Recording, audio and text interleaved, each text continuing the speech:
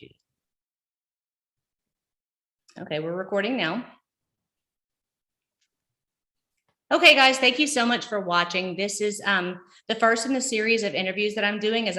If you haven't watched the introduction video for prior to this, I really recommend you go so you kind of understand what I'm doing and why I've decided to go about this approach. So this is my first interview with well, this is my son actually, but with the intention of kind of getting a perspective of a young adult now who's transitioned from childhood with ADHD into adulthood, and kind of a firsthand account of his experience. So as parents, you can know what we're dealing with and what we're trying to avoid and what we're trying to accomplish moving forward. So as I said in the beginning, this first interview is with my son, Lucas. He is my middle child, and I'm going to go ahead and let Lucas introduce himself. Yeah, I'm Lucas Cannon. I'm 21. I'm going to school at LSU for archaeology, and yeah, I have ADHD. I guess that's the point of this interview. Are you working and going to school, or just going to school? Like, what are you up to? Both. I work at Raising Cane's. Okay, very cool. All right, we're going to start. I'm doing this question and answer style because for any of you parents who also have ADHD on top of your children, a free flow conversation could either go on for hours or be done in 30 minutes because we wouldn't understand each other. So what I did ahead of time was kind of prepare 10 questions. It's going to keep the interviews consistent and then keep Lucas and I kind of on the same page so we don't go off on these unnecessary tangents. So Lucas, do you remember how old you were when you were first diagnosed with ADHD? Like 7 or 8, something like that. I have some clients that actually are uncomfortable discussing the diagnosis with their kids.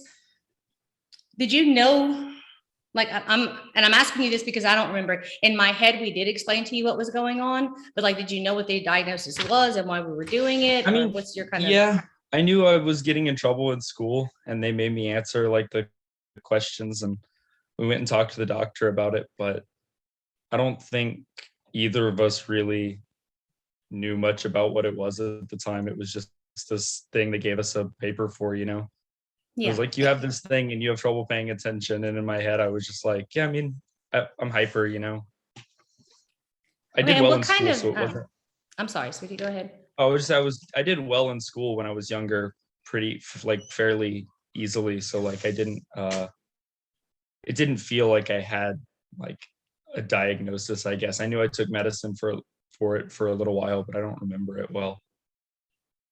And do you remember what kind of behavioral problems led to you being tested in the first place, or it was just you got in trouble and that's all you remember? Sort of generically, like I know I talked a lot in class and would get out of my desk and move around, wasn't really paying attention to what was going on. And then I was pretty argumentative too, like if I thought I was right about something. Did you have like any physical issues where you were fidgeting and things a lot, or was it mainly just... Yeah, I would fidget a lot, but I would get in less trouble for that because it was mostly just like my fingers, unless I was being loud, like making noises while I did it. No one really cared. Now, for the most part, kids before the age of 12 get significantly much more criticism than if you have ADHD versus if you don't. Did you find or feel in any way that you were kind of singled out or picked on or just subjected to more negative thoughts and comments than your peers maybe? I don't know enough, I guess, about what everyone else was going through to say more than my peers, but I definitely experienced a lot of that. I mean, from teachers, it was mostly the normal misbehaving thing. I had a couple that it felt like they definitely didn't like me in particular. And then with other students, I definitely wasn't like popular. I would say I agree with that. I know one of the things, and this is just a personal sidelines, I fidget to you guys, so just like excuse my personal if my computer shakes. Hey, I've been doing this the whole time. Okay, I squirm, so we're gonna get going with what we have to do. I remember like having a conversation one time with 2 of your 5th grade teachers. One of them was so frustrated because she didn't know how to make you pay attention, is how she phrased it. She was, now this was after, it was about 5th grade, I guess. And she would tell me that you had your textbook open and then your library book on top of that. You were fidgeting with your fingers and then talking to a kid behind you. and she was trying to call you out on your behavior because she found your behavior disruptive to her, right? And she was trying to figure out how to make you face forward or make you pay attention. And she was very frustrated with that. I guess my takeaway from that particular conversation is that at that time, your ADHD was more of a distraction to her than to yourself and to the classmates. Is that something you experienced where your teachers were more frustrated with you than? Yes and no. Like Okay. I was, for better or worse, I guess I was pretty academically like interested, so I tended to read ahead and retain information. But that also meant like when they were talking about things I already knew, I got bored. I would definitely say it didn't bother me as much as my teachers, but I could pretty sure that like a lot of the other students and things found it frustrating too when they were trying to learn and pay attention and I was not at all, and trying to like have conversations with them and talk and like goof around because I didn't feel like I needed to pay attention or just couldn't pay attention. Did your But it ADHD didn't kind of bother me as isolate much when I you? was younger. You mentioned socials, Um, yeah, like from your sometimes, not all the time. Um, Definitely in situations where like you go overboard, overshare, go on tangents about one thing for like a really long time after everyone else has lost interest. Or like when someone, acknowledges, doesn't like you say something, but you're not quite sure whether or not they heard you or acknowledge you. So you say the same things over and over again. But uh yeah, I don't know how much of it, like I don't remember like at the time I didn't have a very clear understanding of what was ADHD and what wasn't. So I can't, it's hard what was like caused by ADHD and those habits and what was just like kids. But I could definitely say I felt isolated a lot when I was younger and could probably attribute a lot of that to the ADHD, or at least the way it expressed itself. Now you fall into an interesting category. It's saying that my internet connection's unstable, so hopefully Mallory can correct it.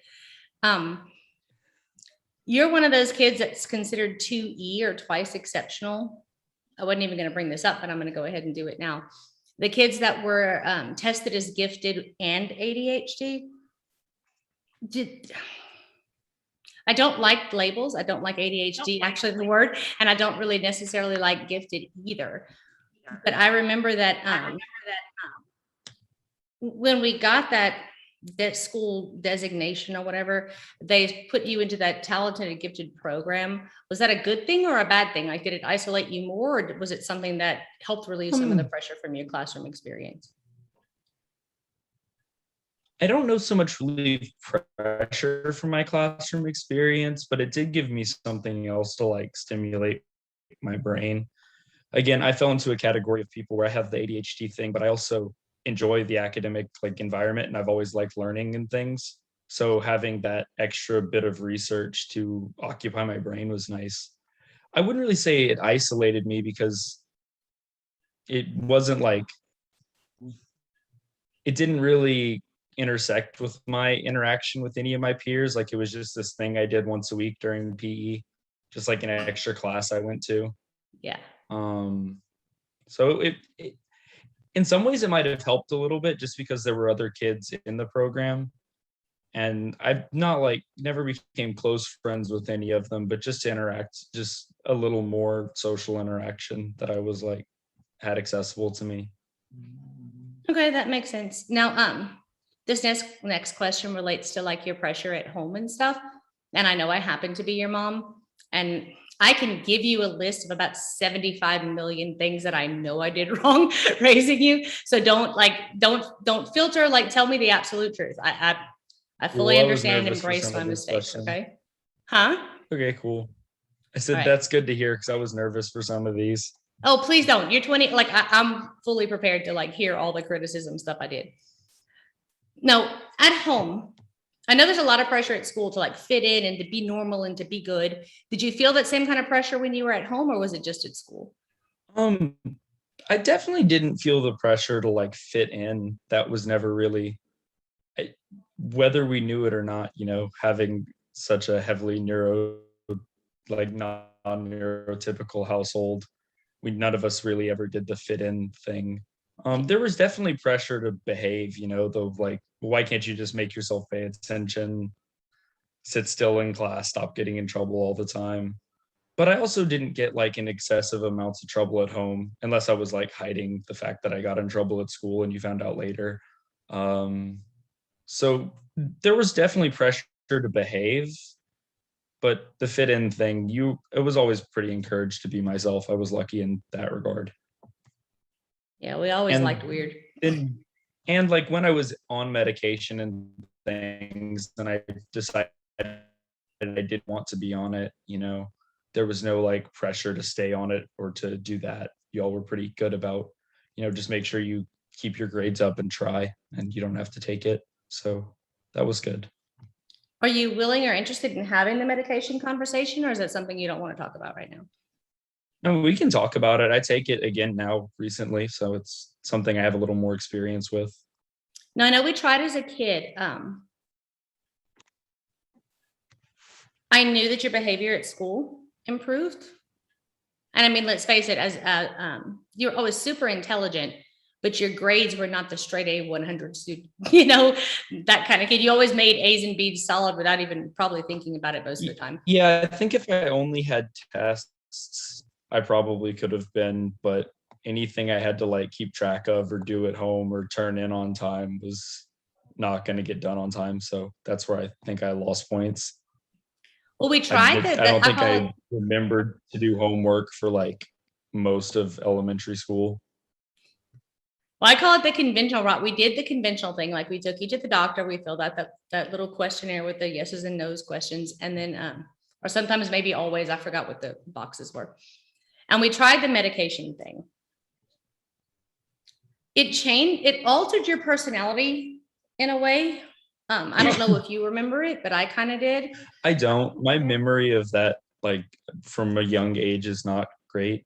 I remember not liking it, but I don't remember specifically why or what, if that makes sense. Yeah.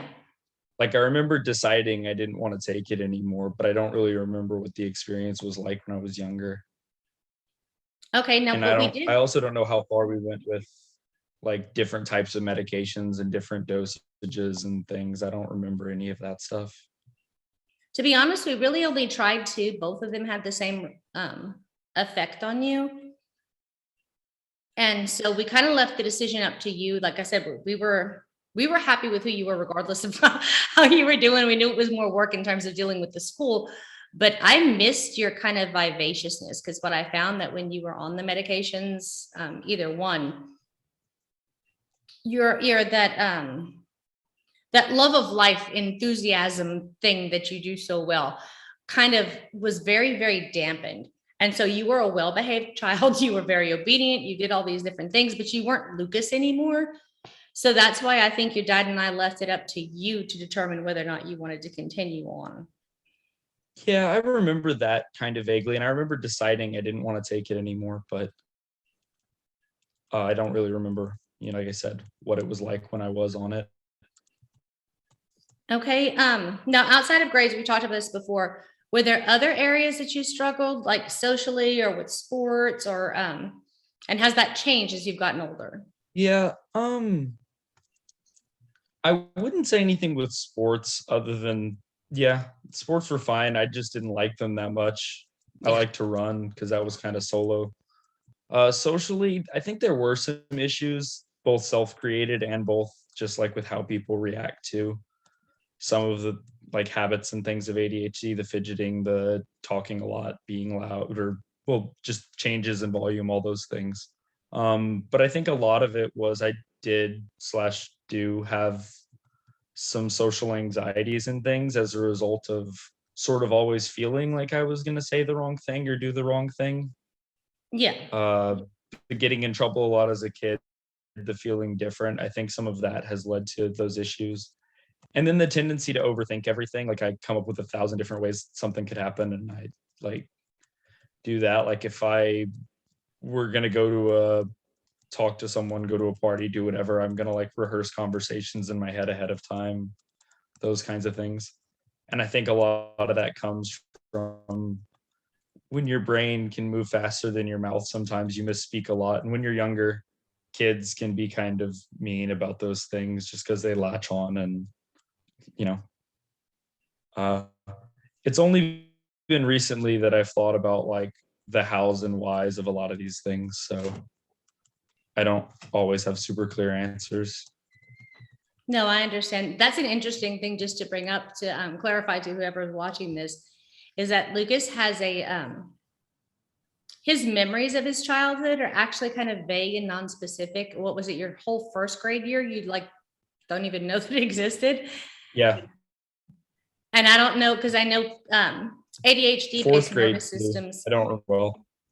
tend to mature slower than other nervous systems, right? And so I think where so. your prefrontal cortex will start developing at age 7, yours might not have started developing till age 8. Like there's a whole different, Yeah. there's a whole lot that could be contributing that, but that's, I think, why his your memories just aren't all that clear. Now that whole less than feeling, like I'm less than, or there's something broken about me, or there's something that needs to be fixed, is that something you ever felt? Maybe not in those words, but yeah, definitely. The something to be fixed, something that needed to be changed. I don't know if it was so much less than, because it always kind of felt like I maybe had like this extra thing You that were too shouldn't be much. there rather than the other way around. Because the way it worked, it was like, make yourself pay attention, make yourself still. Like it was like there was this thing I had to stop doing, or I had to like hold down until I was out of the classroom. So you had So maybe you had to not diminish less yourself than. in order to feel. Yeah, it definitely felt like there. Well, I wouldn't even maybe not go that poetic about it, but it didn't feel like I was less than anything, but it definitely felt like there was this thing I had to try and fix, this thing I had to like control. So it did feel like I was set apart in that way. Okay, so you kind of had to filter who you were in order to fit Yeah, in. Like you kind of had to filter everything. That's probably why you keep going exactly. back and rehearsing conversations beforehand. Yeah, probably. Now I know a lot of times with younger kids, like we talk about the typical symptoms of ADHD, the disorganization, not being able to pay attention, the fidgeting, the forgetfulness, being disorganized. But there's also a lot of things that people don't talk about, or maybe don't even recognize within children. One is being very sensitive to criticism, overly like an inability to like control your emotions, the constantly seeking stimulation or self-medication. And that could include like sex and drugs and shopping and food. And then also this feeling of being inconsistent. Like you're either, when you're in hyper focus mode, your work is fantastic, it's the most beautiful thing you've ever seen. Then the next day you're not interested. So you like your grades will go from an A to a C or within 24 hours. And one of the other thing is very hypersensitive to criticism. Is this something that's gotten better as you've been older? Did you experience this even as a child? Or is there something showing now that didn't show up as a kid? Well, with anything, when you're younger, you don't understand it as well. So like you experience something, but you may not have the words to, or like just even the vocabulary just to know what's going on. I think a lot of these things you talk about as people not like noticing is they only see the expressions of it, not the like cause or what's going through your brain. Like the hyper focus thing, it kind of expresses itself as like I would not do homework, not do these other things, but I would spend hours like learning how to draw or playing with cards or doing all kinds of random things like that, and then not doing homework. And it kind of comes across as purposeful, like as just choosing not to do these things. I would get in trouble for that a lot. It was like, oh, you have all this time to do this. Why didn't you do this and this and that? Yeah. When really like the way it works is my brain just, it was whatever I latched onto felt the most important. So like I knew I needed to do homework, but it wasn't really in my head. And then another big one would be time, like just no real concept of how much time is like passing while things are going on. Like I'll blink and it'll have been 2 hours, or I'll think it's been an hour and it's been like 5 minutes, and I'm doing one thing and I intend to do like the stuff I'm supposed to do, in a reasonable amount of time after doing the thing that I think is fun. Yeah. And I'm like, okay, now it's time to start. And all of a sudden, like, I don't have any time left. Yeah. So that's a big one. Some of it has gotten easier as I've gotten older, like time management. I mean, you just learn tricks, like, you get to a point where you have to do things and you do it enough that, like, I've learned to set alarms for everything, like set an alarm to let me know it's almost time to start getting ready, set an alarm to start getting dressed for work, set an alarm to remind me to actually leave for work on time, things like that. So time management, that's gotten easier. And then the inconsistency you can get better at too, just because but I think that's a practice thing at specific tasks. Like, you do something enough that you can get sort of into a pattern. Things like self-medicating, that one definitely, from what I understand, is more in guys than in girls, but it can be anything. It's not just like medicating. But yeah, just kind of looking for something to help fix it. For me, a big one is caffeine, like beyond any of the other stuff that I drink sometimes, whatever. I Since I was like 16, I've drank way more caffeine than like a person should on like a daily basis. And it kind of helps. It focuses, keeps you alert, kind of helps you stay on task, similar to the way medications do. Now I know you drank in high school, and then you use cannabis sometimes. Is that more of a to calm your brain, or is it like a social anxiety buffer, I guess? It depends. With drinking, it depends on who I'm around, I guess. If it's people I'm comfortable with, it can just be kind of a fun, normal thing that I do Yeah, a just little bit of. Definitely in really big, loud social events with like a lot of people, a lot of times the drinking is sort of a social buffer. It one just helps you, for better or worse, not have as much anxieties, like not overthink things as much. And then I've noticed it kind of gives you something to blame things on. Like, if you were to be socially awkward, if you were to do something that, even though you rarely do the things you think you're going to do, if you were to somehow embarrass yourself, you could always say, oh, well, I was drinking. It was that. And then as far as cannabis goes, it's sort of a calming thing sometimes, like if I've been overstimulated all day and to kind of relax. But some of it is actually just part of the seeking out stimulation, the fidgeting, like the being not good at being bored, like constantly needing something to attach that attention to. And it kind of just helps with that, because it is sort of stimulating your brain just through the experience. Yeah, from people that I know who use cannabis medicinally and recreationally, they find that cannabis is like a grounding. They use it as a grounding thing. Yeah. Like when they're getting more in touch with their body and more in touch with their environment, it soothes them from the outside distraction. That's definitely some of it, but I was just like, sometimes is when it's like a weekend, but I don't have plans and I feel like I shouldn't just be sitting around watching TV and those kind of things. It kind of just, it's almost like fidgeting, if Okay. that makes sense. Yeah, it's almost like a Because it just deterrent. like, it helps you, like, it makes your thoughts and things more interesting. You can just like listen to music for longer without like feeling like I need to get up and do jumping jacks. Okay, so the should, it gets rid of the should. We've talked before about shoulding all over Sometimes, yourself. yeah. I should do this and should do that and shouldn't and whatever. So I can definitely see that. Oh, well, that, when I say should there, I guess I didn't mean it like that. I meant like really, really restless feeling, like being overstimulated, like it's the seeking stimulation thing. The like, I have work this afternoon and my friends are busy this morning, so I don't have plans, but I guess want to be doing something, that like restless fidget, like wanting to get up and run in a circle or pace just for no reason. I know y'all used to laugh at me about that one a lot when I was a kid. I'd walk circles around that one. So I guess, yeah, in a way it's calming. It kind of just keeps me to where I can sit still, focus, not necessarily focus on one thing, but kind of helps with the restlessness. Okay, now co-diagnoses. most people with ADHD, either as teenagers or young adults, end up with kind of a co-diagnosis of anxiety and depression. Have you delved into that side yet, or do you feel like you are showing symptoms of those types of things? Yeah, I don't want to talk too firmly on any of it because I don't have, outside of just the ADHD, I don't have any real diagnosis on anything. And I don't like to self-diagnose because, there's real issues out there and I don't want to like attach something to me without actually knowing what it's like.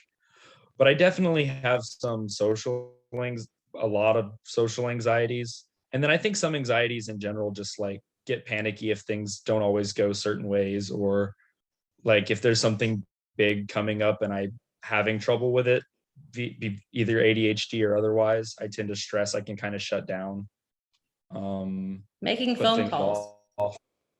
Phone calls, yeah, I don't like talking on the phone. That gives me anxiety too. I have to like take a minute and prepare for what I think the other person's going to say So you feel like you before have I'll to have a pick up the script phone. before you call someone?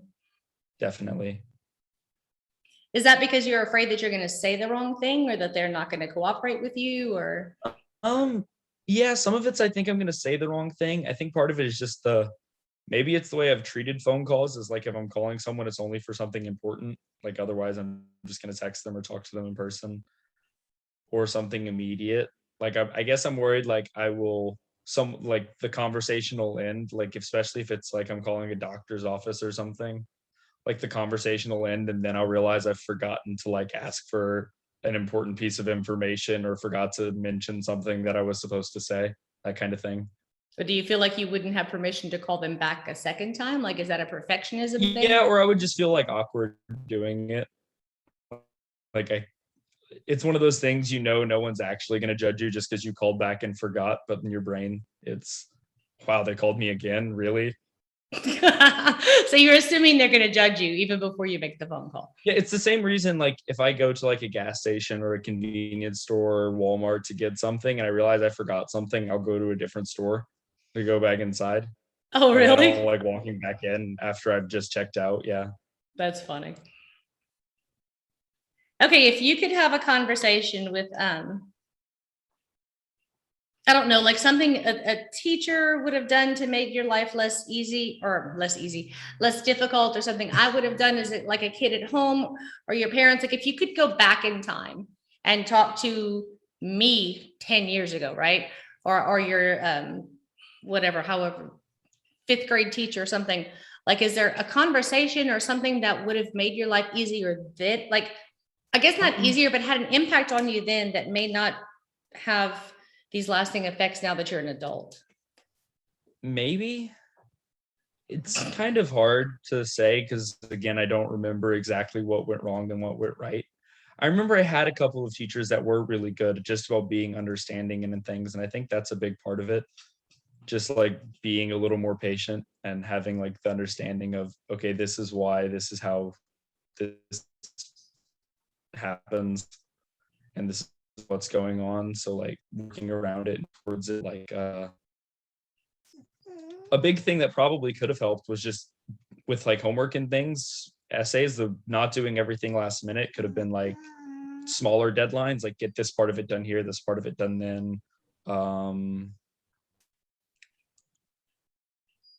And yeah, just kind of being understanding. Like I was never like, not to just let me do whatever I want, but like if I start to fidget, if I don't pay attention, just to like remind me to, without like the accusation and the getting in trouble and that piece of Without it. calling you out and saying, stop what you're doing because what you're doing is wrong. Yeah, exactly. Um, I mean, I could probably get into a lot of little habits that might have helped with school stuff, but at least when I was younger, school came pretty easily to me. Like other than doing homework, that was hopeless. But in terms of my grades and things, I did pretty well without like struggling a lot when I was in like elementary school and even through a lot of high school. So I don't know if I have a whole lot to say on that one, just because the way my brain worked, I hyper focus when I liked something or was interested in it. I could retain it well and like learn it on my own.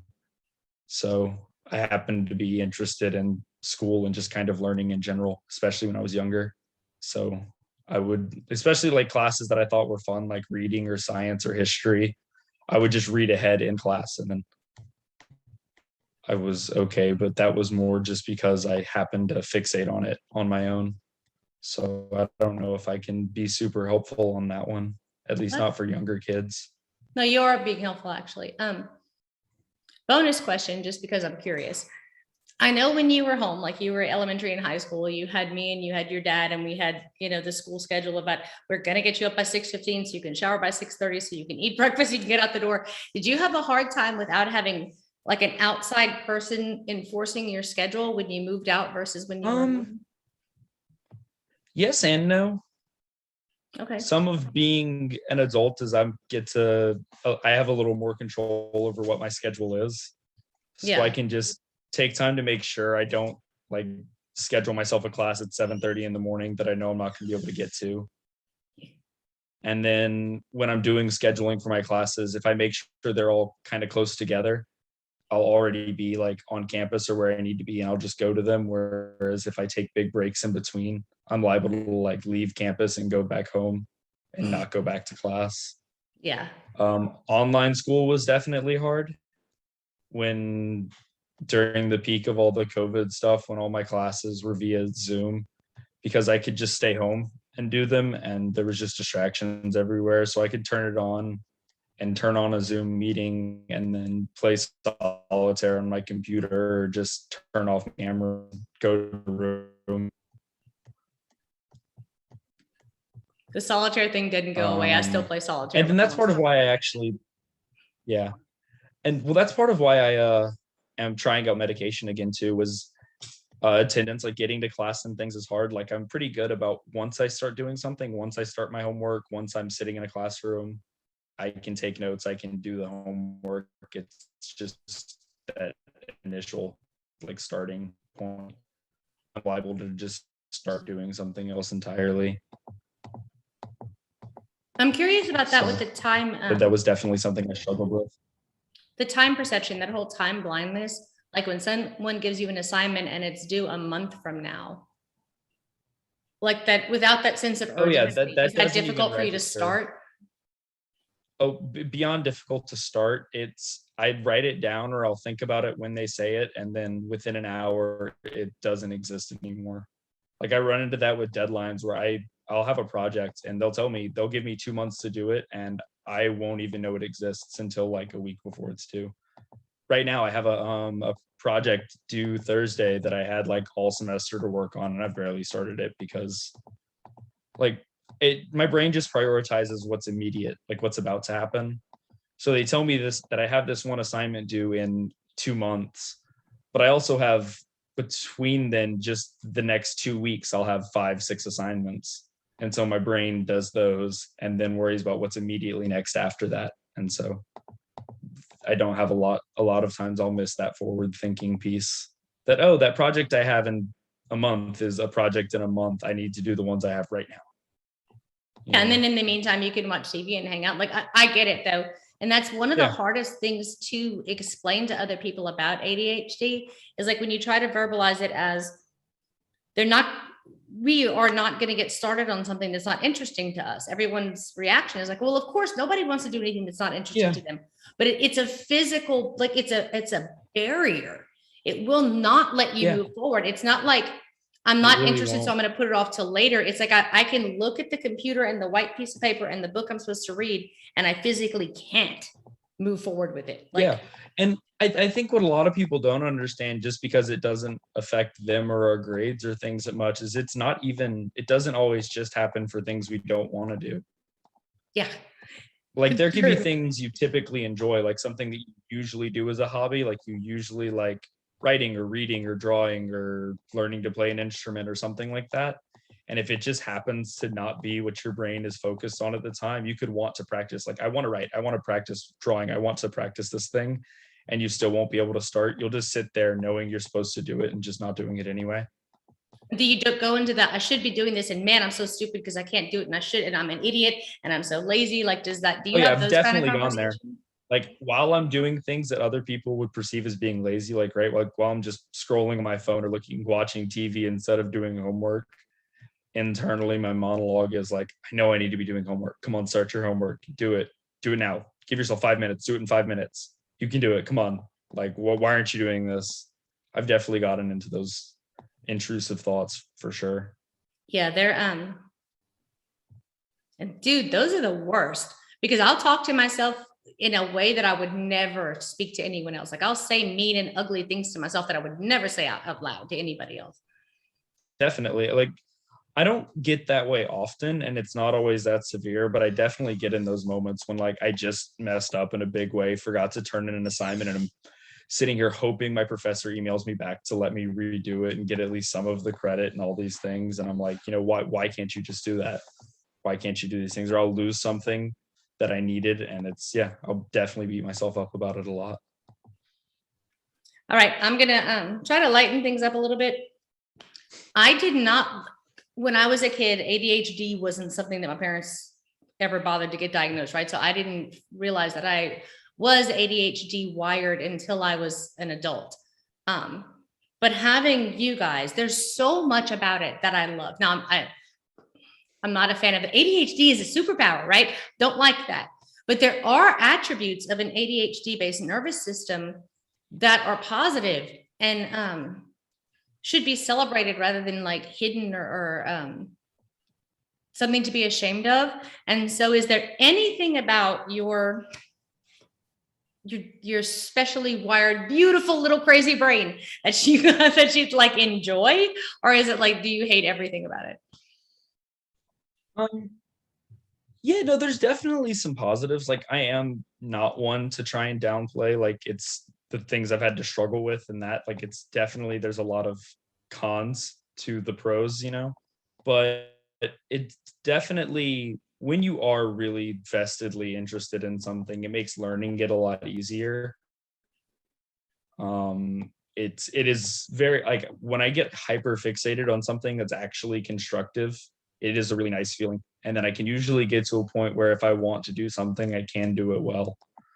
So that's nice. It's also pretty helpful in like just in generally chaotic, high energy environments where like you need to do a lot of things quickly and maybe multiple things at once and don't have a lot of time to think about it, because I get into trouble more when I overthink than when I kind of react. So places like working fast food, as much as I don't really enjoy the work that much, I'm pretty good at it because it's fast paced and I can bounce from one task to another and do things like at one time without getting distracted. Yeah, I see. And that is actually an attribute to the ADHD nervous system, is that you reacting in chaotic situations, you're generally calmer than the other people around you who prefer predictability. All right. Well, do you have any thoughts? Generally speaking, my parents, my coaching clients are parents of kids with ADHD, because I'm trying to ultimately my goal is to kind of I want to take parents from like part of the problem and convert them to part of the solution, so you can be a partner and an advocate for your kid, as opposed to somebody who's putting extra pressure and extra trauma on your child without realizing it, right? And so is there anything about growing up that you wish, like, I mean, come on, be brutal. Like, is there something that you would have, I would have done, or your dad would have done differently, or your teachers, or kind of just any closing arguments before we end the interview? The only thing I can really say is that it doesn't pay to try and work against it to like try and stop it or make it not happen. You're much more likely to see success if you work with it. Like if you come up with tricks and habits and things that go along with the lifestyle, like I was talking about setting lots of alarms earlier. Even if they're just arbitrary, if there's some kind of reward for finishing something like homework or something like that, if it's here, do this. If you do this much of this assignment, you can have 30 minutes to go play this or do that. Yeah, and it's different person to person, but just try to work with it rather than against it and discuss it. Don't like try to pretend it's not there, because it is there. And so pretending it's not will just make them get in trouble. And like, I think part of a lot of the stigma of like thinking there's something wrong with you comes from having to go through those things while trying to pretend it's not like ADHD, like it's not a diagnosable like actual condition. Because a lot of that when we were younger, just the general attitude of the public was like, oh, it's just hyper kids and they're trying to medicate them. So like, you're like, oh, well, if it, when you see it as it's not a real problem, then it is, oh, there's just something wrong with me. Whereas if it's like an actual diagnosable thing, it's, there's a reason behind it. You don't feel like you're the one messing up so much. I like that. I gave a big speech. Just as a side note, Mallory, you can cut this out if you want to, but Lucas will appreciate it. When we were at the our retreat, I went into like this evolutionary theory of ADHD brains, right? This is not part of the interview. This is not going to be broadcast. Way long ago, you know the timelines better than I do. When we were hunter-gatherers, right? A person with an ADHD-based nervous system was essential. You're out there gathering stuff and you could notice, right? So you have to know, as soon as you notice changes in the environment, it alerts you to a danger. A willingness to try and experiment, right? So I always looked at it as essential. So it wasn't until the Industrial Revolution where all of a sudden you're supposed to sit down and shut up for 8 hours a day that the ADHD brain was considered a bad thing. I could see that, but I'm gonna go out and also say that even hunter-gatherer, they probably would have been pretty upset with you if you went out to like hunt the mammoths and you turn around and you're the only one who left their spear at home, Well, there's that too. But then you could have been hyper focusing on a new basket. So yeah, or like, something like that. Can I make a note about that actually? So yeah, go ahead. This isn't going in the recording. I know. It's interesting that that you would say that it was something that we had that we evolved out of, but maybe it was something that evolved in that time. Yeah, she has a really cool theory about this actually. Let her talk about it. Rather than it being something that like in the hunter and gatherer time that was something that everybody had that was essential to live, maybe it was something that we started seeing in genetics around that time. So it was still not everybody, it was still a small percentage, but it was something that we might have developed cognitively to like become better that way. Yeah, but just I agree. I don't say that my whole theory is like modern time now. It could be something that a lot of people are developing because of fast food restaurants and because of how high like the service industry is and how like able to like function over like doing multiple things at once. Well, I'll disagree a little bit though, because like when you're talking evolution, like you can't like 200 years, Lucas, right, is too short of a time frame for something not necessarily. To evolve. And so when I was saying about the hunter-gatherer types, it's not so much that not everyone had it, but without a select portion of the population being able to do that, we as a species may not have even been able to survive, right? Well, that's the only thing. I like both theories. Hers makes sense to me. One, evolutionary things that are, so evolution and adaptation are different. For something to actually evolve, we consider that like, it's considered like becoming a new species. Okay, gotcha. And that takes thousands or millions of years, but small adaptations within a species can happen in a few decades, 100 years, 200 years, 300 years. I do like what you say. The hunter-gatherer thing makes sense to me in terms of when you were constantly on edge. But if you want to look at like modern times compared to like the late 1800s, 1700s, like there's so much information and stimulation constantly everywhere now. Like at any given point in time, and like the way schools are set up, you're studying this and this and this at the same time while going to work, or you're walking around and you have news and games and all these things on your phone, and then your computer has this, and then there's homework there. So I could see it going either way. To actually talk about it in terms of evolution, just because when I do it, how I've studied it and stuff, is I know I get a little literal with it sometimes. I would have to know exactly how, like what developmental processes of the brain lead to ADHD and how those are influenced by genetics. And I don't know enough about all of that. Or it's crazy. Most modern scientists don't either. They have a theory that it's, of course, it's genetic related, and there's the whole conversation that epigenetics and all that kind of stuff that come into play too. So they really don't have a biological path. And then in terms of evolving out of the species or evolving into the species, or it just happening to be there, the same way things like Down syndrome and sickle cell are. I would have to know if it's entirely genetic, like passed from family to family, or if it's like a random mutation kind of thing, the way Down syndrome is or sickle cell is. And that they haven't because some hammered things that. are not beneficial, but they still stay within a species because like there's no way to like get it out of the genetics. If it's like a mutation that just happens sometimes but doesn't always happen, I'm gonna stop this so we don't like bore Mallory with Yeah. that. Yeah, she's gonna have to